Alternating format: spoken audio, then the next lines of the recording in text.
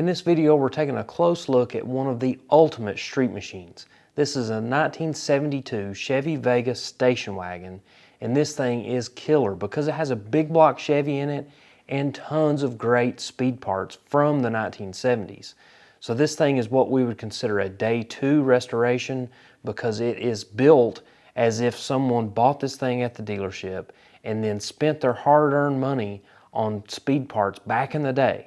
So all of the parts on this car are period correct for the 1970s. You won't see any modern components on this car. This thing is slick, it's cool, it's highly detailed, and I think you'll get a kick out of it. I recently had the chance to photograph this car, and I'm going to be writing an article about this car for All Chevy Performance magazine.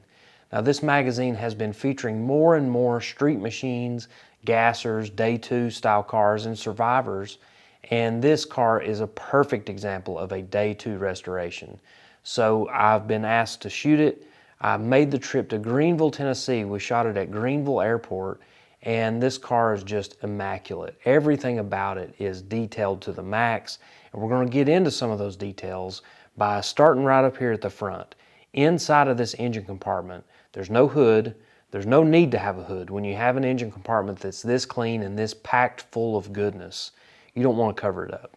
So this thing, it's a 72 Vega, which any of these Vegas, they were very popular for V8 swaps.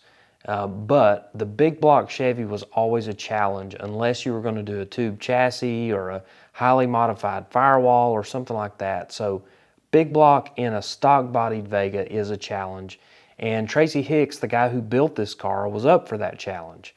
So he put that big block in there. It's a 454. It's got LS6 heads on it, 12.5-to-1 compression, a big hydraulic roller camshaft, and then it's got a YN tunnel ram on it with two 450 Hollies, and then two really cool little marine air cleaners that are very period correct.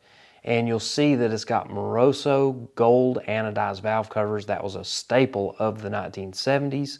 And there's all sorts of other 1970s components, including the Mallory distributor, the Mallory coil, the Motion Performance ignition box. You'll even see Mallory plug wires on here. The plug wire separators are old school.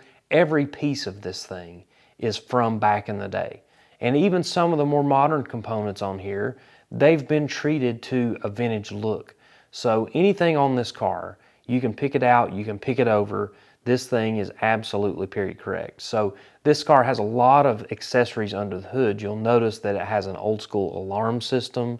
You'll see that it has an oil filter relocation kit. That's a vintage piece. You'll see that it has all sorts of little pieces here and there that are all tied together to make this thing extremely accurate in representing the 1970s. Another cool piece on the car is the Moroso Cool Can. Now this was a canister that had fuel lines running in it in a coil, and the idea here was to cool the fuel before it entered the engine. What you'll also see is a custom set of headers and custom steering components to make it all work, because again, the big block does not belong in a stock bodied Vega. So it's got those big headers which you can uncap and run open if you want to, but right now they're sealed off, so they're running through the hush thrush mufflers. What you can't see is underneath this car, it has a magnesium 4-speed in it. This is an aftermarket 4-speed transmission that is bulletproof. It's got straight cut gears. Synchronizers have been modified so that you can really slam some gears. And this thing has a Hurst Ramrod inline shifter in it, which means you just go back and forth. It's not an H pattern shifter. And then you see another shift lever coming out of the transmission tunnel, and that's actually for the Hone overdrive unit. So this is essentially a gear splitter that allows those 456 rear gears in the 12-bolt rear end to be much more manageable out on the highway. You'll notice it's got diamond stitched interior. This thing is clean as you can get on the inside. All of the interior plastics are perfect. The GT steering wheel is perfect. The wood grain on the dash. You just can't find any flaws on this thing.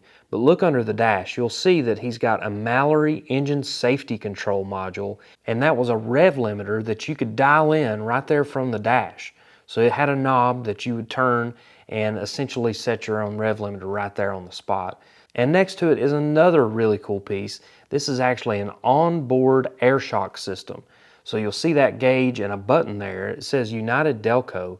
but this feeds an onboard air compressor that feeds a set of jack pack shocks on the back of this thing. So it's got factory springs on the back, but those big jack pack shocks allow him to jack the rear end of this thing up to the desired ride height. And up front, he actually swapped to a set of Viking coilovers. So after putting the big block in there, those original springs just couldn't hold the weight. And he put the coilovers in there, dialed in the ride height just right, and it's all set off by a set of Cragar SS wheels, which again, 1970s, it's pretty much perfect for this car.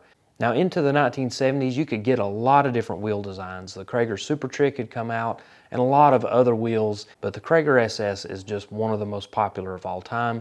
And that chrome finish really, really goes well with the custom orange color on this car. So the bright orange, the chrome, you can't beat that combination.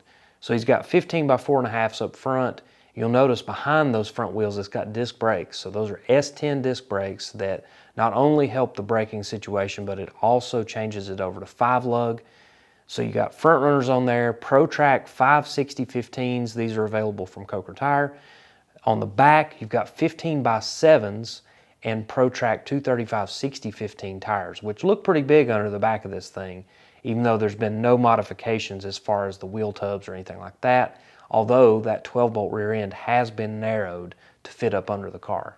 Out back, you'll also see it's got an ET finned aluminum rear end cover for that 12-bolt, and you'll see it's got some bright yellow slapper bars. Perfect combination for a 70s street machine.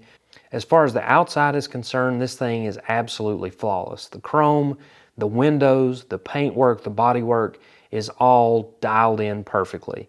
And this thing, again, you don't need a hood when you got a car that looks like this and this aggressive. And Tracy worked really hard to dial in the stance just right for that 70s look and just really went crazy on the details. I mean, this thing has got every detail you can imagine. And Tracy did an awesome job putting this thing together, making it a true time capsule of the 1970s. It's one of my favorite cars I've ever photographed. I could have stayed there all day and all night taking pictures of it because it photographed well, it looked great out in the sun, and it was just a cool car and a cool guy to hang out with. You'll hear more about Tracy in an upcoming video because he helped me out big time on my new Henry J project. So you'll want to stay tuned and find out exactly what happened there, and it was just a coincidence that all this stuff came together when it came together. So you'll be interested to hear about that. Stay tuned for more videos. Thank you for watching.